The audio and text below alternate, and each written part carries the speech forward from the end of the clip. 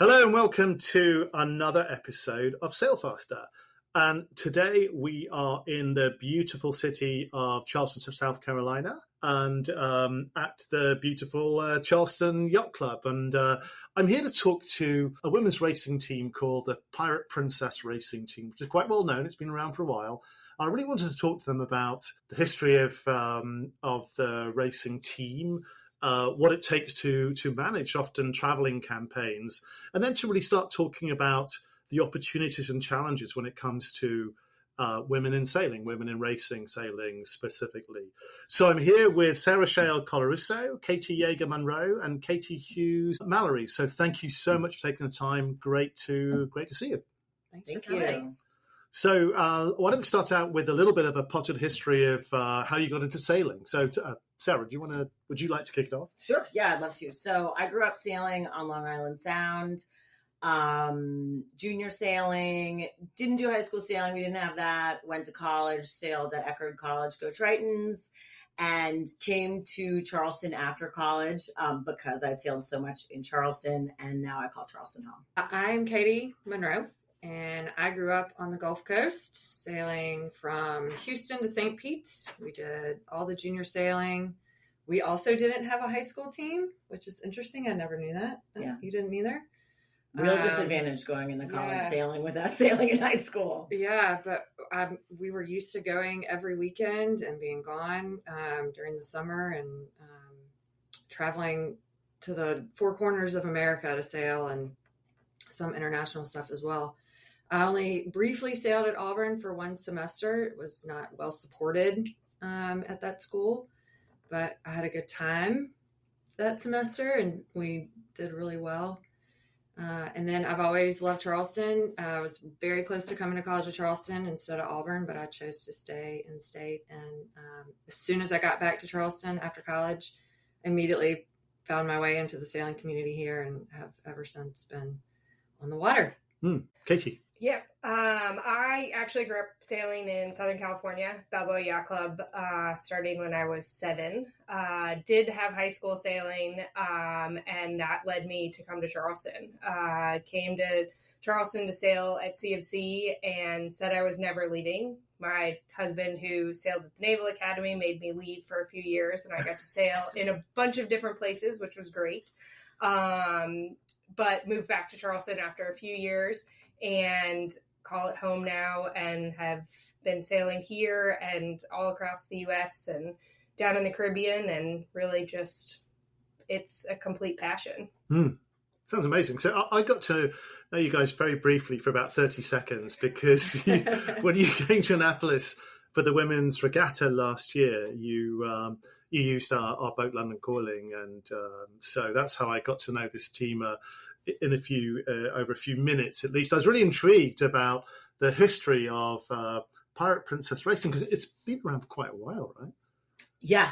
It's surprising to look back and make us feel old about how long we've been racing together. But Pirate Princess Racing started here in Charleston way back in 2007. There's a legendary car and sailboat racer here, Robert Hibden, who found himself with an extra race boat, as you do. And and a few of us were sailing on his regular race boat team. And he said, hey, you know what would be neat? I think this is an exact quote. You know what would be neat is if you put together a full women's team and you guys did the summer series by yourselves out there on Rascal. And we were young, we were pretty much straight out of college, most of us. And we had a heck of a summer just ripping around on a race boat that we probably had no business racing, frankly, but I'm sure that's not true. We did really well. And we had a lot of fun, and the community really came out and supported us. And that was the seed that got a lot of friendships going, a lot of relationships that we maintain now, almost 20 years later. And was that a new thing to have a exclusively women crewed boat? On big boats, I feel like. I mean, in college sailing, I feel like college sailing is dominated by women. I mean, there's because you have co-ed and you have women's teams, there's more women in college sailing than there is men. And you graduate from college and you say, what's next? And you look at the big boats for the most part, and there's not a lot of women on them. I will say about the same time, because I moved to Charleston in 2008. And so about the same time that y'all were doing your summer campaign here, we were approached. I briefly lived in Fort Walton Beach, Florida. And I know it well. Yeah. So we had a J92 that we were in a Melgus 24. The 92 was far easier than the 24 was to convince people to go Wednesday night sailing on. And we did a women's team that year, and they have 3 events down there that then the culmination of the summer is the Race for the Roses. I completely forgot about all this until just now. But it was super tight racing, and the women were super supportive of each other, and the men loved it because they got to ride around on the powerboat, drinking beer all day long, watching these girls sling it out, right? Like they loved it. So they were very supportive of getting all these women out on the water, and that's still an ongoing thing down in Pensacola. Tell us how the program has evolved over the years. Well, it started out really just as a Charleston sailing, this summer series that we were sailing in, and it evolved into what other women's regattas are out there. And so the team really started getting focused on, back in the day, U.S. Sailing used to have the Adams Cup, the Women's Championships, and then also they had the Rolex Women's Regattas. So we first started with the Adams Cup and traveled to San Diego, to Oklahoma City, to North Carolina, to sail in those to sail in the Adams Cup Women's in a multitude of different boats. Some boats we liked, some boats we didn't, but had a great time and met a lot of other women sailors in a lot of different areas of their life. And that was my favorite thing as far as getting to travel and go sailing, but also to meet other women that were older than us, that were younger than us, and really had figured it out and how to continue sailing.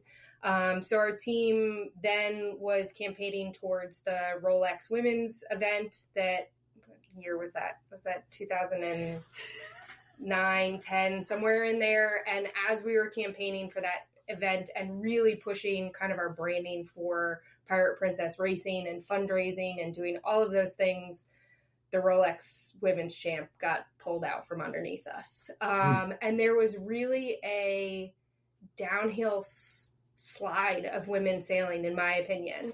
After Rolex got canned, U.S. Sailing did away with the Adams Cup. And for us, for it to be a yearly event that we really enjoyed and really learned from and looked forward to, it was really kind of sad that happened.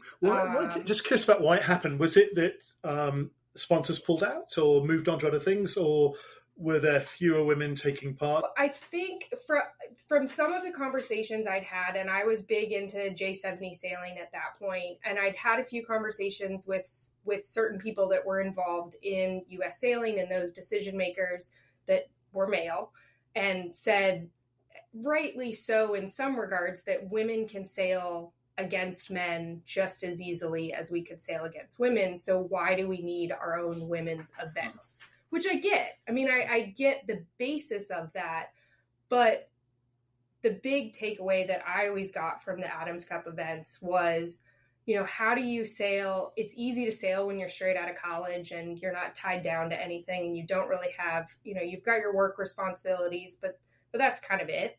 How do you continue sailing when you have kids? How do you manage that when your husband also sails? And how do you balance that? To even questions like, can you sail when you're pregnant? Yeah, you probably can't hike on a Belgius 24 when you're pregnant, but problem. But Catie and I both sailed until we were 36, 38 weeks pregnant. Granted, we weren't before I had the baby. Yeah, I wanted to sail that I can't remember what Femme Fatale maybe. Yeah, I wanted to sail that day, and they were like, you're doing like 2 days. I was like, no, I need this baby to come out of me. Let's go sailing. Yeah.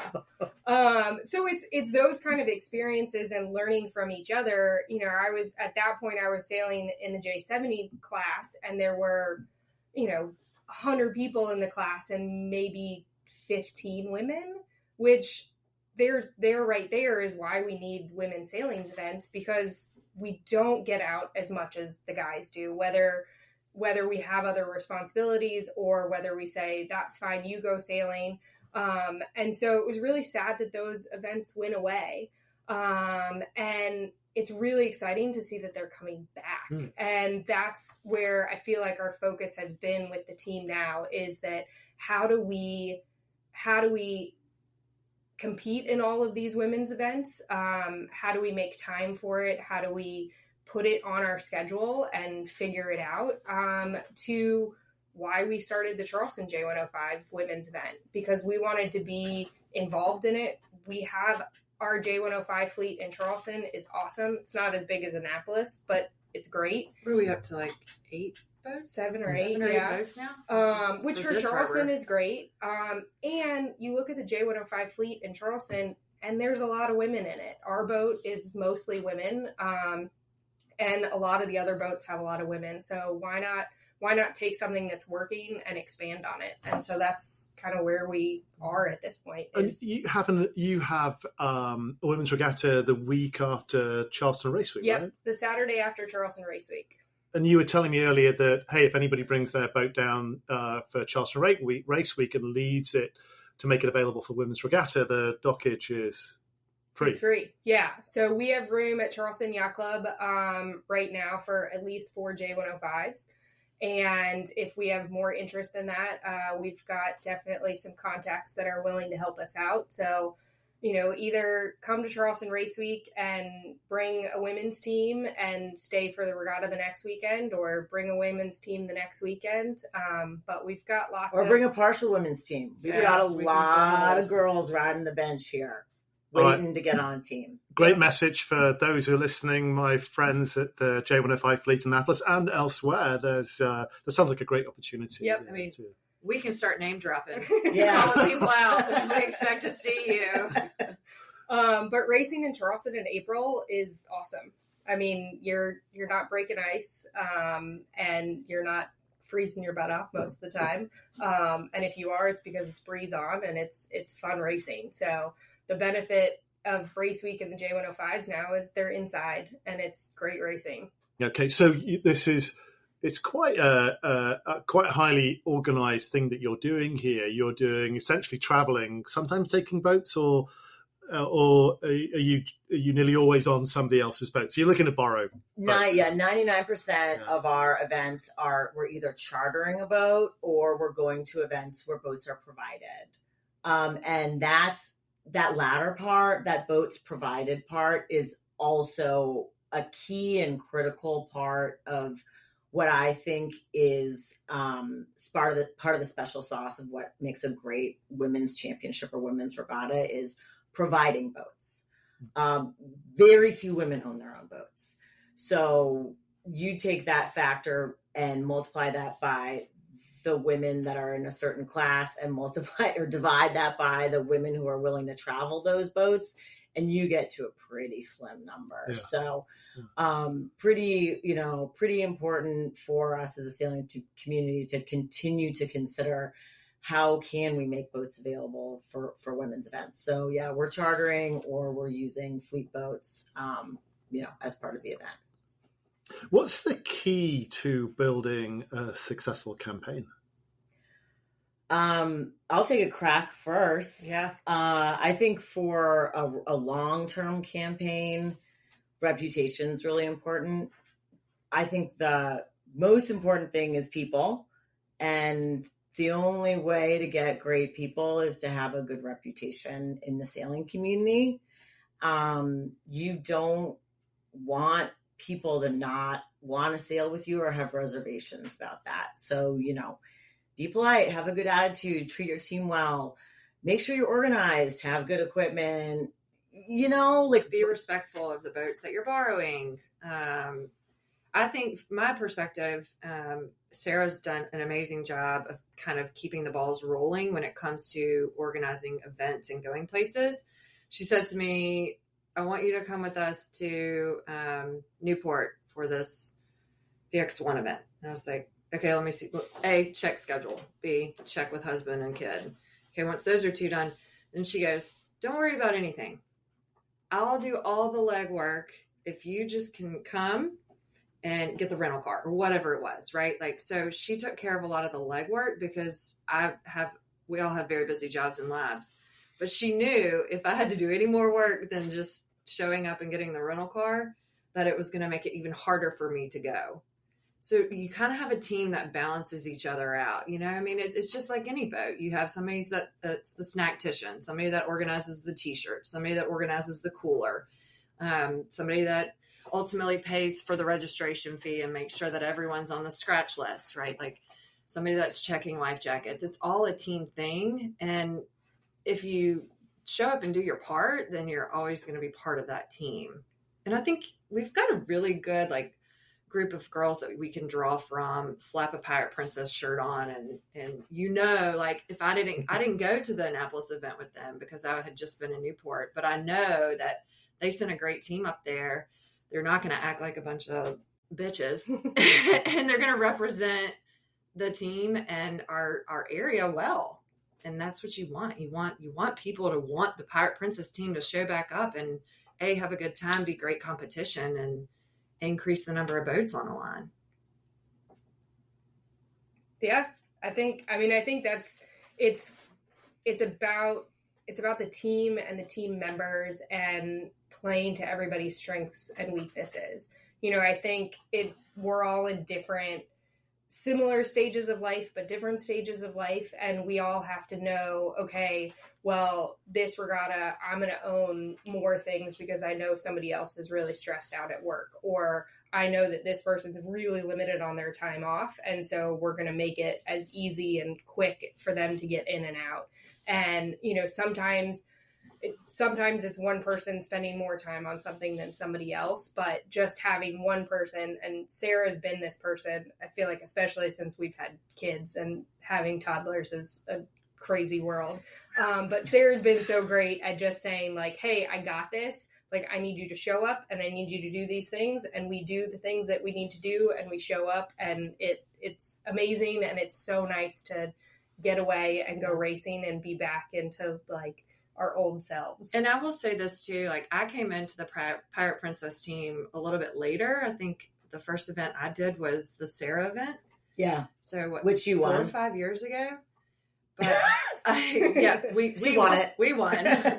But I felt so privileged to be asked to come, hey, will you drive our team this weekend? And I'm like, yeah, I can't make any guarantees, but let's go. Let's do it. Like we went out and practiced one afternoon maybe, or maybe we went out 30 minutes beforehand, got where everybody's butt needed to go and feet needed to be. And we went out there and we won our event. It was awesome. But, you know, like to want to be on a team like that is kind of the foundation of what they've built with this team for so long, right? Like it's a privilege. So what have you learned about yourselves that have made you better sailors recently? I have really let go of driving in the past few years. I knew that I didn't love driving at the helm. I mean, like, I also hate driving a car, but I knew what you meant. But you know, it took me a long time in my sailing career to recognize that I don't like it that much, and I'm not, by extension, not that great at it. And just stopping forcing myself to do it. You can be a leader of a team without having the tiller in your hand or without having the wheel in your hand. And I like allowed myself to learn that. And it's really changed my like perspective and love for the sport, because driving stresses the heck out of me. So the flip for me is I've actually had to embrace driving, because this one has put me on the tiller so many times, and I'm like, it's been a long time, because I was a crew. I was always, crew on a 420. I was spinnaker on all the boats. I was bow on a Melgus 24. I was a little person, so they always threw me forward. So then she's like, "Can you drive for us?" Sure. And so I've had to embrace being at the back of the boat, and now I love it. We call it Fantasyland. Fantasyland on our J105. And to kind of go back to what Catie was saying about being a pregnant woman in this sport, you're not on the bow of any boat after a certain point in time. And so being in the stern and on the tiller or on the wheel allows you to sail up until the team's like, no, we don't feel like delivering a baby on board. So for me, like, embracing being a skipper has been a little bit challenging because I love being in the middle of the boat. I like being able to see everything. I feel like I can call tactics better that way, because when I'm driving, I'm just focusing on making the boat go as fast as I can, trusting my teammates and crew members and telling me, like, hey, we got to go left. No, I really like it on the right. No, you got to go left. Okay. Like, that's where we all kind of gelled together. But yeah, I think, like, you like letting go of driving. I had to embrace it. Sarah, why did you find it frustrating? I really resonated with actually something you said on one of your previous episodes where you were talking about what is the geometry of sailing, and how as you're getting into the sport, you're like struggling with it. Maybe is a strong term. But No, that's something it's that struggling. you had said. And I was like, you know what? Maybe that's my problem with driving all of these years. But it feels like such a huge responsibility to me. And I don't know why I can put any one of all of these incredible women that I sail with behind the helm and feel like no pressure. We could come in dead last and I would be completely not upset with my driver. But if I'm driving and we don't perform well, I can't handle it. Well, and even when we were in Newport, and I got frustrated a couple of times, and you're like, nope, that's it. It's okay. We're next race. And there's a ton of you feel a ton of responsibility as a skipper, because you want to do well and you want your team that's working so hard to, entrust that you can get them to the top. And, and then, there's the nerves and stuff that come with starting, finding the hole and big boat, picking the right side and, pin start the fleet, but whatever it may be. But, if you've got a great crew on board, then it makes it a little bit easier. Jason Curry of Quantum Sales, I was talking to him on the podcast a week ago, and he was saying that on the sort of the best boats he's on, the driver, it's only at the end the driver says, what happened? How do we do? Yeah. Because they've been focusing on telltales, getting the boat speed up to target and so on. So interesting. Okay, that's really interesting.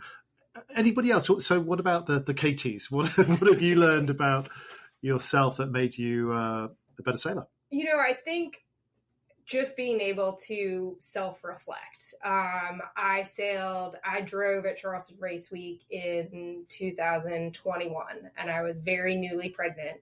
The team didn't know, our tactician knew, but the team didn't know, but most of them figured it out by the end of the regatta. That you were pregnant. Yes, that I was pregnant. But I really figured out that I need to take deeper breaths when I'm driving. You look down and you're white knuckled on the wheel and you're like, this is not fun. And just looking outside of me, I am a big proponent, whether it's good or bad. And when I'm doing high end racing, I'm not drinking, but when I'm driving, I just need a little bit of a pre-race beer just to calm me down a little bit. Yeah. And the running joke is that in my opinion, we did well at that race week, but not as well as I'd hoped. And the joke was that I didn't get to have my pre-race beers. Beer. But it's just a matter of figuring out what it takes to get you comfortable in the position. And it's usually Catie or I or one of our other crew members driving. But so we get to trade off and we get to learn from each other and really see how somebody else does it. And it's been really fun to challenge myself. And for me, it's a matter of making sure that my head is in the boat enough, but not too much, because I've had a lot of experience in a lot of different positions, that sometimes as a driver, I get too focused on somebody not focusing on their position enough. But then I have to say, wait, that means I'm not focusing on my position enough.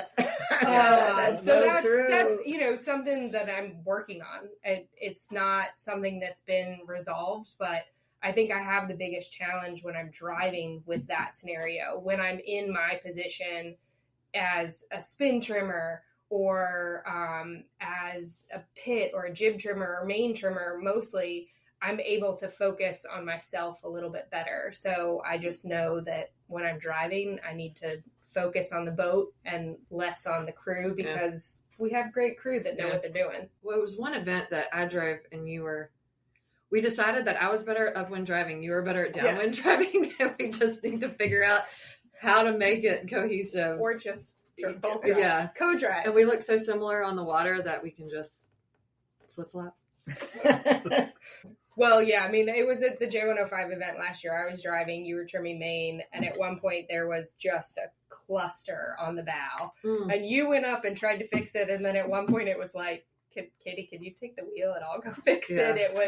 It was unfortunately a cluster that cost us a point, and we got second. We were tied for first and ended up second because of it, but we learned from it, and next year we are going to make up for cluster free. Yes. It is one of the hardest things as a driver, isn't it? And also driver and an owner as well. Yeah. Where you know something's going wrong, but you also know there's enough people around that who are much more competent than me. They don't need me to shout anything, go up there. And you've got to have that sort of tunnel vision almost, just like ignore that. Just the marks coming up. Let's get ready for that. Yeah. Boats to the left, boats to the right. What are you doing? But it's very, very hard. It's almost inhumanly impossible to maintain that focus. Yeah, and that was the coolest thing about our event last year is we only had 5 J105s, but 35 women. We had 7 women on each boat, and the racing was really tight. Yeah, I mean, everybody was. There were no horizon jobs. It was almost like the one mistake you make, right? Yeah, we made one mistake. That's the position that you lose. So if you make one mistake in a race, and that's like impossible to do. Yeah, really. I mean, you're talking about super clean racing from everyone on borrowed boats with not a normal crew. The women's regatta in Annapolis, apart from being very well attended, I think 15 boats, was incredible. Molly was saying at our fleet meeting yesterday how much national coverage it got. Yes. And how much comment there was about how tight and competitive the racing was. Yeah. So, spectacular. And as far as visibility and people wanting to be involved, we were able, through one of the local distributors last year, to get Mount Gay as a sponsor. And this year, Mount Gay Corporate is a full sponsor of the Charleston Yacht Club J105 event. Fabulous. So we're getting hats. Yeah. We're going to have a great party. But they're fully committed to supporting women sailing, which is awesome. Would you, if you had your way, would you sail exclusively with all women or in all female regattas if you had the option? Yeah. Really? I think so, because so the camaraderie that comes with these events, and the shoreside support is super important too. And so for us to all be able to go as women to a weekend event means that someone has to be home taking care of home. And it's easier, like Catie and Paul both sail. So it's easier to go to an all women's event because your husband can stay home with the kids and your husband can stay home with the dogs or whatever it may be. But I just feel like, and I was kind of thinking about this, like when we all go out for girls' night, how relaxed we all are, how open we all are, how much fun we all have, just the girls. And I think it's probably always, that's why there are all these different girl groups that have girls' night, right? Like you get to go out and just be what you were before all the other responsibilities of life. And it's, in my experience, all the different women events that I've done and all the co-ed events I've done, the women events always stand out to me as the most fun. And I can't really put a finger on why, but it seems like we're all there for the same reasons. We all want to compete and do well, but we all want to also create community and relationships that will go on for lifetimes. And, and you get the great opportunity of raising a daughter that will hopefully have all of these same opportunities. And I get to raise a little boy that's going to be a great shoreside crew one day too. And set courses and do all the things that help support the women future. But I mean, that's me. I love men and I love sailing against them too, but I just feel like the events they're different. You're right. I mean, I was going to say like hard no. But if I think about, reflect back on my sailing career as an adult and what are the most fun and memorable regattas for me, they have been the women's events. That said, I learned an incredible amount from the men that I sail with. Yeah. And I've learned year over year from just incredibly talented guys that I get to be in orbit with. And I'm like thankful for that. So I do wonder, I'd be missing that. But at the same time, I mean, you're right. Those have been my best memories of sailing. Yeah. Yeah, I would agree. I think a balance of the women's events and the co-ed events. Sarah and I have raced down in the Caribbean with our husbands on the boat as well. And it's great. And I love sailing with my husband. Catie and I learned at Key West Race Week on the J70 that I can't sit next to my husband when we're racing. That doesn't work. That they're a little too close. But we sail on a Beneteau 47-7 down we've sailed Heineken 3 times.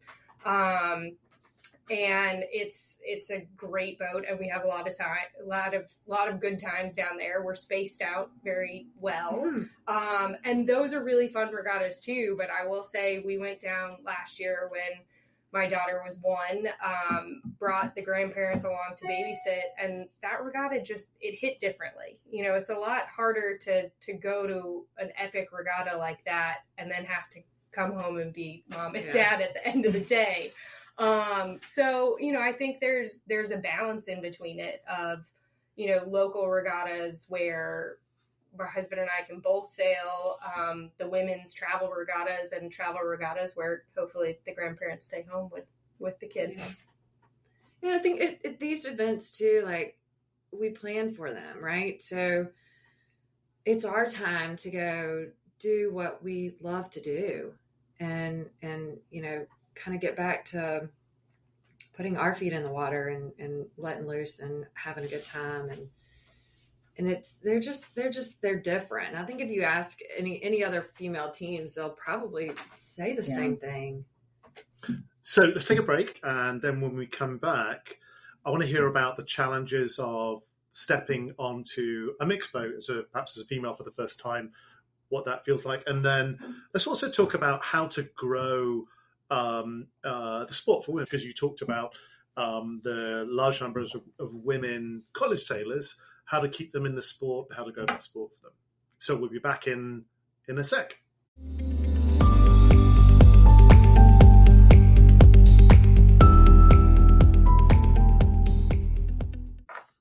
So one thing we were talking about earlier was what it feels like and the experience of stepping onto a mixed team for the first time. We talked about, sailing in all female crews, but I think it really depends on the level of sailing expertise of the men on board. And I don't want this to come across too sharp, but I will say that in my experience, stepping onto a mixed crew that has primarily men who came up sailing in college, have spent a lot of time one design racing, are professionals for the most part, love sailing with those guys, have never had an issue.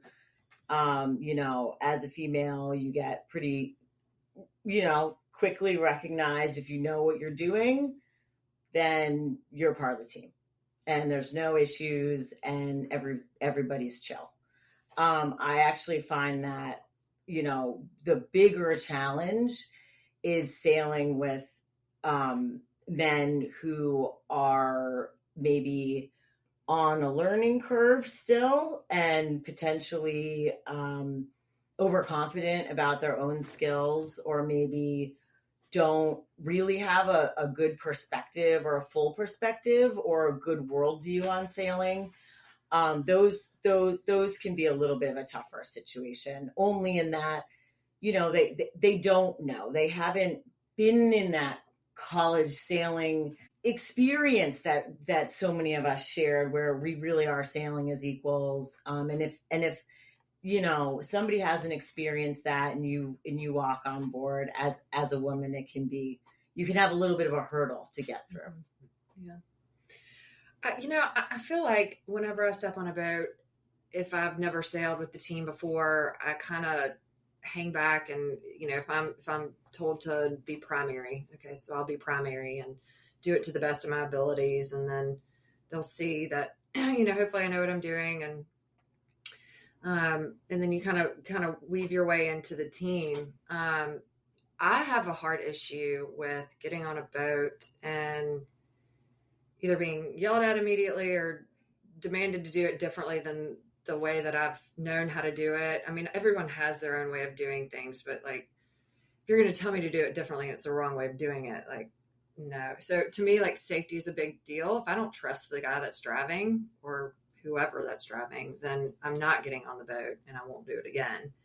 Maybe when I was younger, I would get on the boat and really kind of make my mark known. But now I kind of get on and see how the team, especially if I'm new to this team, like see kind of how they gel, who really stands out as alpha, kind of see where I slide into things. And, I'll make suggestions here and there. And if they're taken, great. If they're not, then they'll listen next time.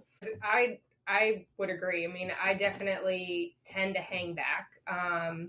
When my husband was in the Navy, we lived in Kittery, Maine, which surprisingly has an awesome J-24 fleet. And, hopped on a few boats there and immediately kind of got picked up. And I'm very humble, and I kind of don't like to give a lot of information right away and want to see how the team does and say, I will throw things in there like, hey, have you tried it this way? Or I don't know if this would work perfectly, but I've been on a boat where we did it this way, versus telling people what to do, like forming it as a question and, let's all learn from it and go from it. And it's really fun that way. I think building a relationship. Yeah. Asking a question empowers people versus telling them what to do, which belittles them. Right. Yeah. Like it's be kind, be humble, and embrace the talent that you have on board. Right. Yeah. So it's really about being willing to gel with a team. If you want to stick it out. And I agree with Catie. If somebody starts yelling or if there's dangerous situations, I'm never getting back on that boat. I think fun is the most important. Winning is kind of right behind it. But safety's there too. And if you're not having fun and you're not being safe, then I don't really want to be a part of it. Mike Beasley, who was on a previous Sail Faster podcast, he talked about, he's been on top boats with, some of the top New Zealand sailors. And he talked about their emphasis was exactly on that, on having fun. If you're a happy boat and people are having fun, that's going to help you win, which I was sort of quite surprised to hear, because you imagine the top boats, it's deadly serious and, there's a lot of sort of shouting there, but not, absolutely not the case at all. Because sailing's a head game, right? Yeah. Not even just for the driver, but 100% for the driver. I mean, if you break your brain, you're game over as a driver. That's why I can't do it. 100%. If you can get Catie laughing on the wheel or the tiller, she's gonna do better. And a pre-race beer. And a pre-race beer or half, honey, whatever. Yeah, whatever you're doing. So But, I want to talk about that because there's obviously you found a winning formula, right? Of be able to relax. I mean, I know you said that it's somewhat in jest. You did beer before the race, but I get that. Now we're talking about you, Catie, laughing on the wheel. What's that about? I think I think back to the co-ed Sarah event where we port tacked the fleet, and listen, conditions were not great, but we port tacked the fleet and we were so far ahead that it was laughable. And we giggled the entire time. And then we go the whole race. And then we go to round the last leeward mark, and I just dropped the tiller and ran forward to untangle something, and she's on the floor rolling around the back of the J22 like, what is happening back here? Like, this is the championship race. Atlantic championship, and we're just nobody's holding laughing. the tiller. And nobody's holding the tiller, and yet we still won that race by so far. But we were having so much fun. Same thing with the Sarah event that we did that was all women. It's like we just had such a good time. We giggled about it. And now there are definitely moments where I'm like, nobody talk. I need to make the boat go fast. And as soon as I look up and we're doing better again or whatever it may be, somebody will say some one-liner and the boat erupts in laughter. And Kate Weller almost fell off the boat one time. And, I'm like, I'm dying laughing, but we're schlepping her back in. Whatever so it is. There's a third Catie on there are lots more. But, I think if you're not having any fun, what's the point? So if you've won the race but lost the respect of your teammates, then you haven't won at all. And I just think if we're out here to have a good time, we're not getting sponsorship. We're not going to be on boats that we need to wear helmets on. I'm too old for that. We're into champagne conditions these days. This is for us a lifetime sport that we want to go out and enjoy the people that we're with and the places that we are. And, if you, at the end of the day, you get off the water and you don't want to see anybody you sailed with that day, that's not a good day. It's just not.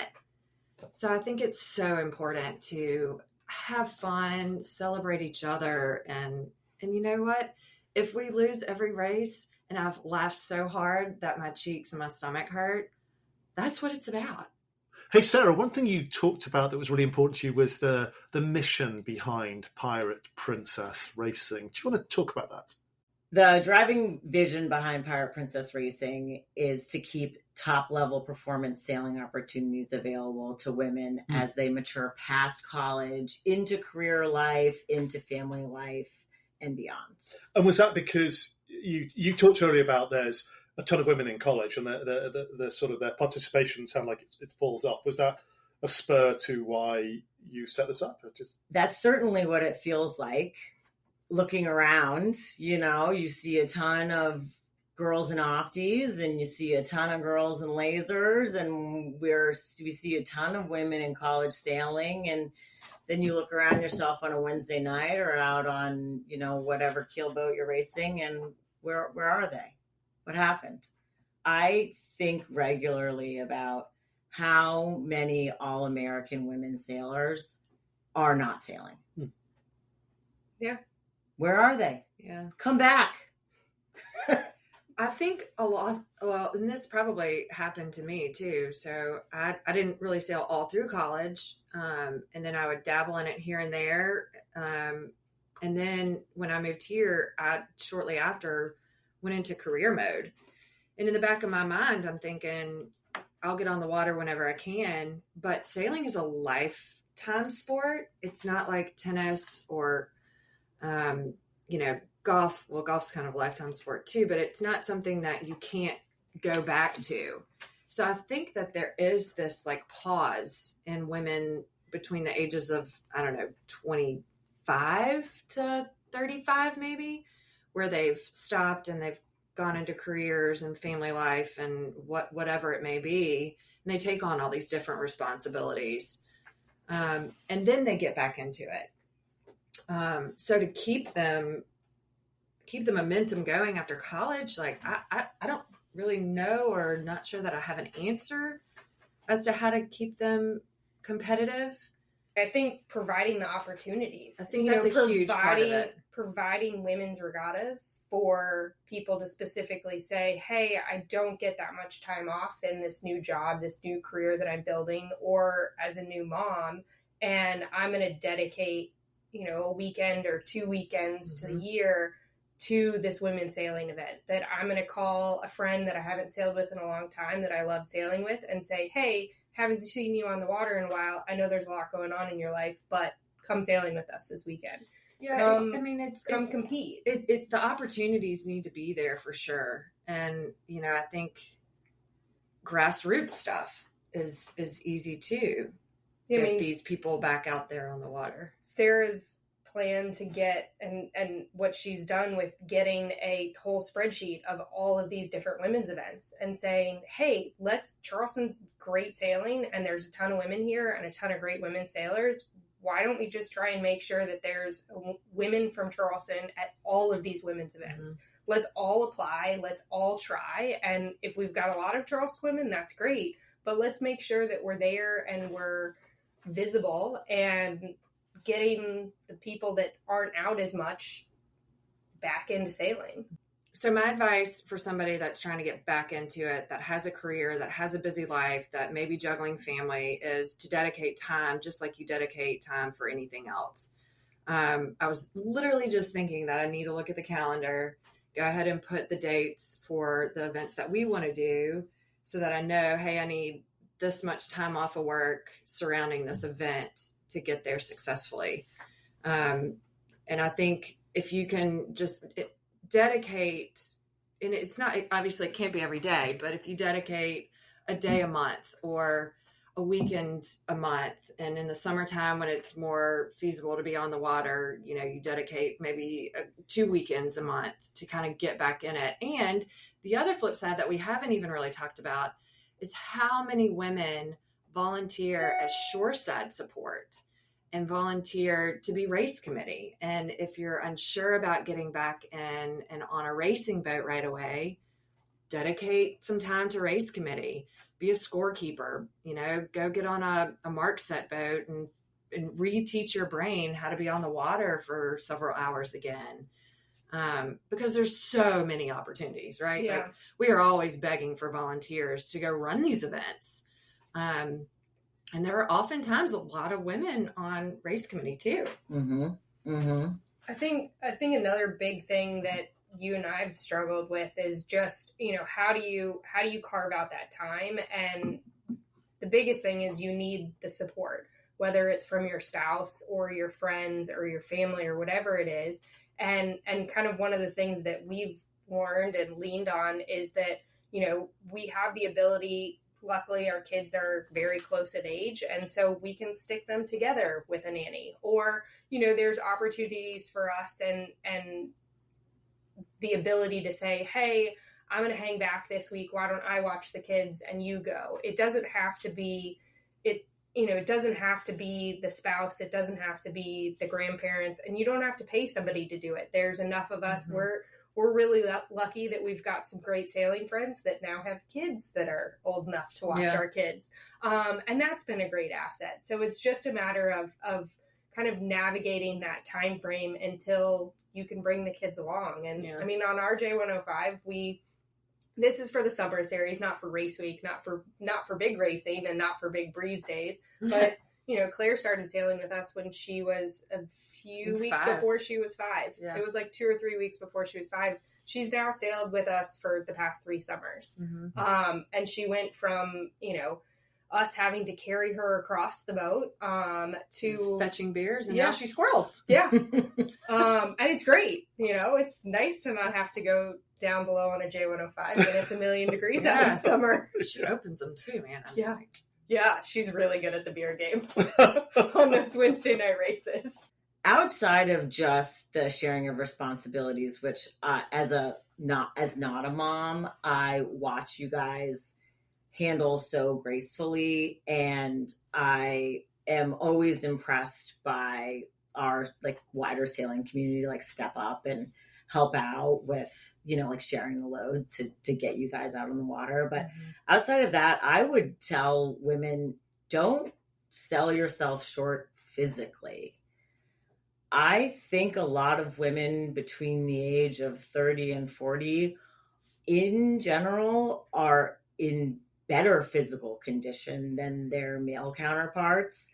And just showing up sober, not hungover, True, and able to move your body in a athletic manner is actually going to get you pretty far. Yeah. Well, and I think we've talked about it a lot before that we may not be as strong as a male that's our same size or our same weight or whatever it is, but women have this innate ability to use our bodies differently. You know, I trim mane on a J105. I'm not a big buff guy, which I theoretically should be, but I use my entire body weight to pull that mane in. I'm not just using my arms. And there's different ways about doing it. You know, if it's breeze on and I need to, you know, use the winch and winch handle, I'm going to do it. I'm not going to be somebody that's afraid to change the way that I do something to make it work. I'm going to figure it out. I think women are innately adaptable too, right? Yeah. Like, and we endure a lot of things. Yeah. Let's be honest. I'm interested in your opinion on what you think the sailing organizations, sailing clubs, yacht clubs, and so on need to do to promote women in the sport. I think it's about access to boats, really. I've done a lot of thinking about this. I think that if we can get more clubs with club boats, you know, I'm thinking about my experience at New York Yacht Club, my recent experience at Norotan Yacht Club, clubs that have nice fleets of club boats. That makes it very accessible for women to go step aboard, get behind the helm, do any position on that boat, and not feel like they have to conform or be in a certain spot on the boat because that's somebody else, some other guy's spot, and he's always been doing that. So I think it has to do with access to boats, and typically that means, like, you know, yacht clubs having a club fleet And to be able I to provide think that.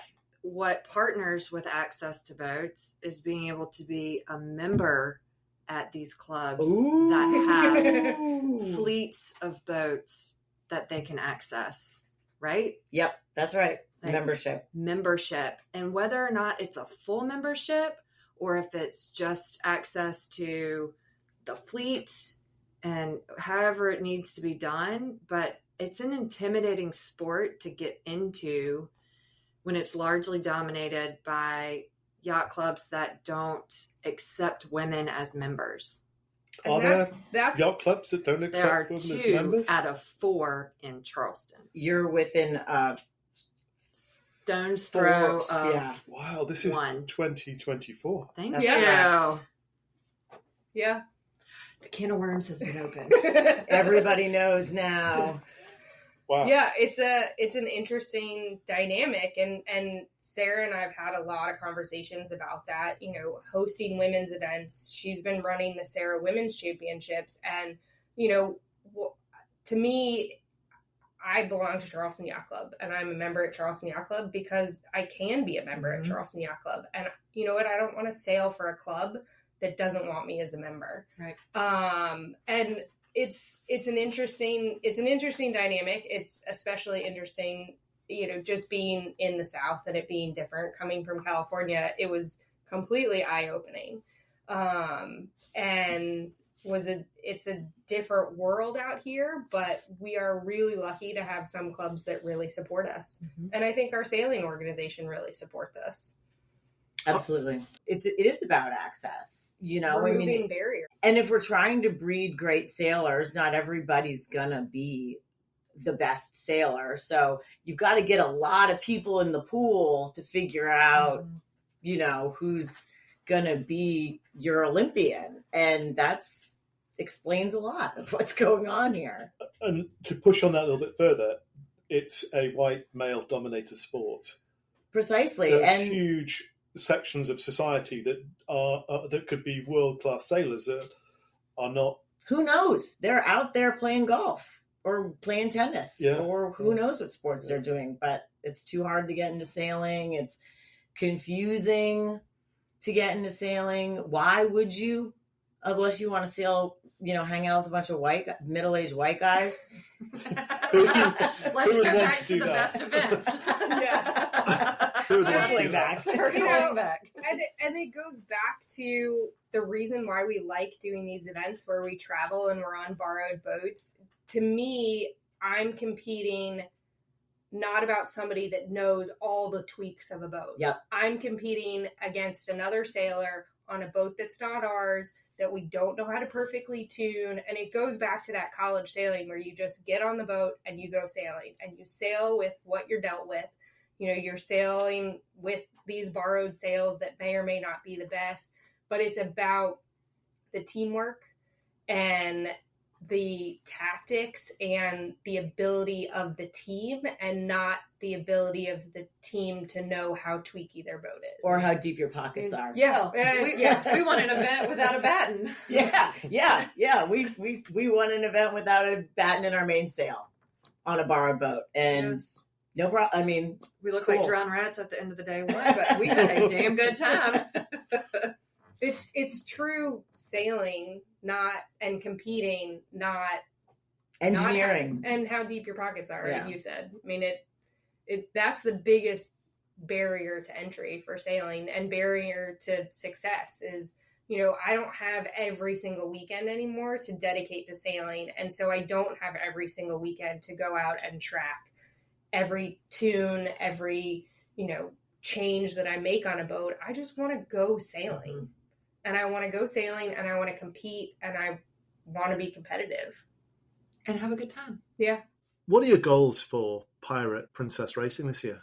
2023 was a big year of trying new events. So Pirate Princess Racing did a match race qualifier this year. We've never done match racing before. That was a humbling educational experience for us.